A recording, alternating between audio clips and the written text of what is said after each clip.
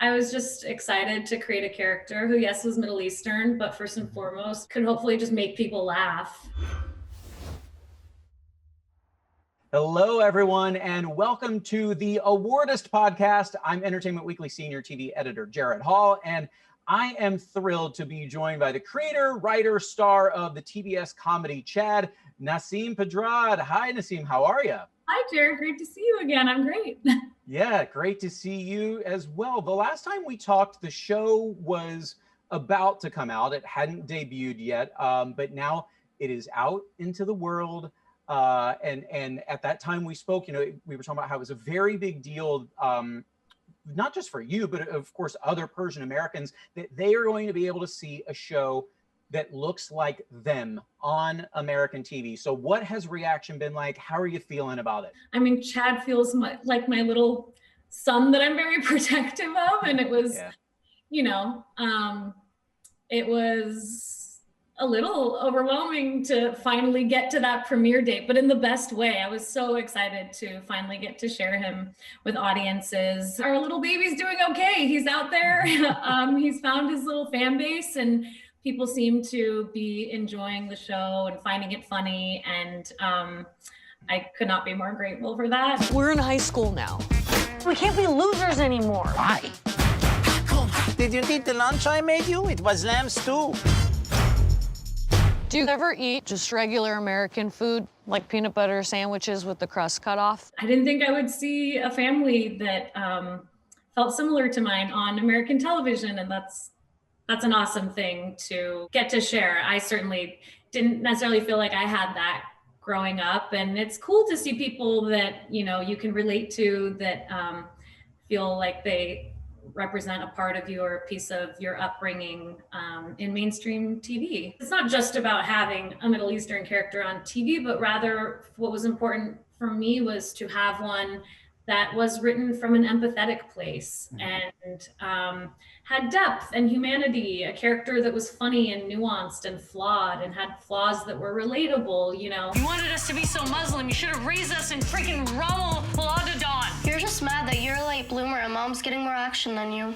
Nikki, no offense, but you are a whore. Chad, I said no offense! God! I was just excited to create a character who, yes, was Middle Eastern, but first and foremost could hopefully just make people laugh. In that regard, while the show does explore cultural specificity and things that are unique to my specific upbringing as a Persian American, hopefully you also just realize how much we all have in common, even if we do come from different cultures, and that a lot of the things Chad wants, it's not dissimilar to what most of us want, the sense of wanting to belong and feel like you're accepted by your peers, and especially as an adolescent, not wanting to necessarily feel like you're on the fringe or an outsider. Right. I want to go back several years, because even before you were on SNL, which is obviously we can consider that your breakout, your star-making turn there. After moving to the United States, you were raised in Southern California. You went to UCLA. You were in and around Hollywood during all that time. Groundlings, UCB, Improv Olympics. So at that time, like, what was the goal? Like, what were you saying? If I could do X or Y or Z, I feel like I've made it. My journey's been kind of funny in the sense that I always loved, comedy and performing as a kid, but the notion of being able to have a career doing this felt so intangible as a child anyway. It was like, to me, it felt like it would feel to want to be Rihanna or an astronaut. Like, yeah, that sounds awesome. I have no idea how to get there.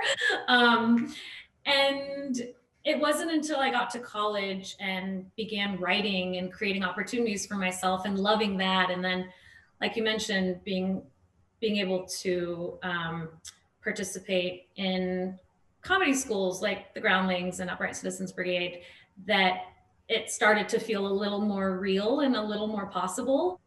And then I just kept going and thought, all right, well, if I could get to this next stage, I will then keep going. And I was just able to always get to that next stage. The thing that really helped my career when I decided to really pursue this was the decision to begin writing, because like I mentioned, a lot of the kinds of parts I would have even wanted to play weren't available to me, especially as a Middle Eastern woman and at that time. And so I knew that if I wanted those kinds of parts, I would have to create them myself, which ultimately writing is what led me to getting my SNL audition and the, you know, the one woman show that Tina Fey saw that led to everything with SNL.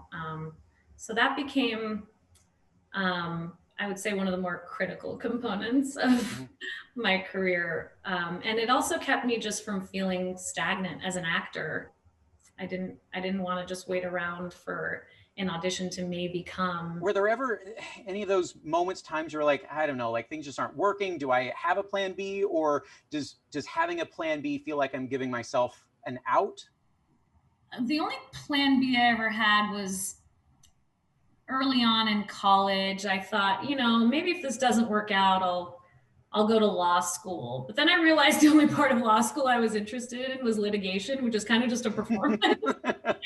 And I just ended up right back into, I think I just want to be an actor and a writer performer. That's as close as I got to a plan B, but quickly realized there's nothing that would make me happier than getting to do this. And I just was lucky enough that, you know, I held on to, and I worked other jobs. I was a tutor, I was an assistant, and there were other jobs. What subjects were you a tutor in? I tutored everything, but a lot of math, which sounds weird, but there's something very black and white about it, which was helpful. Anytime I tried tutoring in English, I would just start writing the paper for them, which is not what you're supposed to do. Right. I loved how black and white math was. So oftentimes I would tutor kids in math, but other subjects. So you're good at negotiating your own contracts between having an interest in law and knowing numbers. Yeah, I'm familiar with numbers. Yeah. Definitely negotiate on my behalf. Other people way better at that than me. But yeah, I tutored, and then I was an assistant. I worked for some really talented people that also worked in the industry, which was kind of great exposure to seeing the demands of what it is to be a producer or someone running an agency. And so that was great, but those were just to keep me going in between, you know, jobs I would get before SNL. Once you had the job at SNL, you went through all those years. Was there anything that you took from all of those years of experience of improv that applied to scripted comedy? I ask this because I've talked to Keenan about this with his new, Keenan Thompson with his, you know, having his sitcom now. And he said, the memorization is, I'm totally thrown off by that because we don't have to memorize at SNL. Yes. And Keenan, you know, did SNL. He had a long tenure there. So yes. That's so funny. Oh, I miss Keenan. Yes, I would say, did my background in improv help with the narrative component of a show like that? Absolutely. Because I also, in order to keep the show fresh for me, I improvise even on the show. You know, I'm in the writer's room for 14, 16 weeks. By the time I get to production, I've heard those jokes a million times. And so one fun thing to do is to just take, you know, open up takes and get to play with the material and just improvise, and it just keeps it really fun. I'm gonna be respected by most students. I'm gonna kiss 10 different girls and all of them are gonna be okay with it. Who am I? I'm Chad. And I'm gonna be great. Oh, hey, sorry, I was just recording a little affirmation. Why are you in my locker? Oh, I was put in here by my really good friends by force. It was actually really funny. We were all laughing about it. I would love to have been a fly on the wall in that writer's room. Like, some of the things that you wrote are just so funny, but like, I feel like they can only, like, a character can only get away with them in the context of what you're doing here. But were there any lines, jokes, even that you guys, like, as you were writing, you're like, I don't know, like, this might be taking it too far, or even something you shot that later you're like, it didn't work? There's an episode that just aired that touches on race. There were definitely a couple moments where we're like, are we taking this too far? Luckily for us, we had incredible Black actors in the episode that we had an amazing, it was just such a fun, we laughed so much during that episode. And it was such a collaborative experience. And I had many discussions with those particular actors as to like, is this too far? Is this, and they were so game. And I think because in that episode, Chad's fetishizing Black culture, but he gets called out for it, as he should. Yes. But it's coming from such a desperate place and such an ignorance on his part sometimes, but the desperation to just fit in and not want to be left behind. So that buys you a little bit, hopefully. He is still very much an anti-hero at times. Away from the cringe, but to the heart of this show, and especially in your own life, you got to bring your dad along for an episode. Was it weird for him to be on set? Tell me about that day or days. Yeah, he's not a professional actor by trade, so it was just, I was always worried he was gonna like wander into a shot eating a sandwich. Just like not aware of his surroundings, but he was amazing. He took direction very well. And he took a bunch of naps in my trailer. There was a lot of downtime he didn't anticipate when it comes to shooting, but he was so awesome. And we ended up giving him a line. And now I'm nervous he has the acting bug and will just be full steam ahead trying to make a career out of this. How was Chad born? So I've definitely played young boys before, mostly in the context of sketch comedy, which is very different than sustaining an audience for a series and, ideally over more than one season. I thought it would be really cool to tell a coming of age story where, and again, this is like 5 years ago when the initial kernel began, but like tell a coming of age story where the teenager at the center of it was played by an adult who's in on the joke and has some distance from that terrifying time. You could maybe just push the comedy a lot further, and the show can maybe even be funnier if you're watching an adult play Chad, in the sense that funny moments get to be funnier and less sad because you're not sitting there watching an actual Iranian child. My heart sings when I'm playing a 14-year-old boy. I don't know why. I think I was just such a tomboy growing up and grew up with all guy cousins and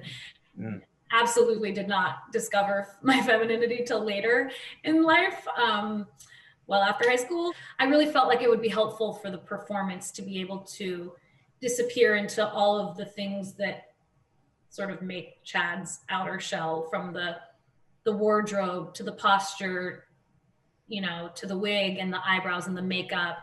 I felt like maybe if I played him, I could get the furthest away from myself, the actor, in a way that I thought could only help the performance. When I was first creating the character, I was, just trying to find his little quirks and idiosyncrasies. That was happening kind of concurrently with the wig and the eyebrows being designed and all of that. And it all kind of came together once we had made some decisions about what he looked like and what, we tried so many different hairstyles, and sometimes I think I have mentioned this to you before, like a slightly different part and I just looked like Kris Jenner. And not as cute as her, but it was just, right. The wig was a very specific thing to get right. And I think, we landed in a place that is right for this character, but that was a process. And once we landed on what it would look like, that really helped the performance. It helped fuel that, because I